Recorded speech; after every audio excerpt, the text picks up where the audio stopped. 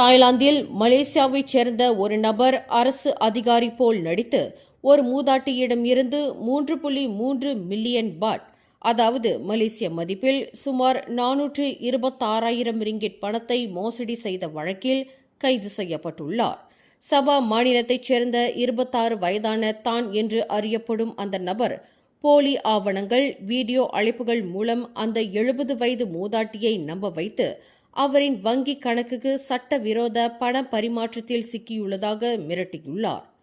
இந்த மோசடியால் அச்சமடைந்த பாதிக்கப்பட்ட மூதாட்டி தனது பணத்தையும் மதிப்புமிக்க பொருட்களையும் சோதனைக்காக வழங்குமாறு கூறப்பட்டதின் பேரில் மொத்தம் 3.3 மில்லியன் பாட்டை அந்த நபரிடம் ஒப்படைத்துள்ளார்.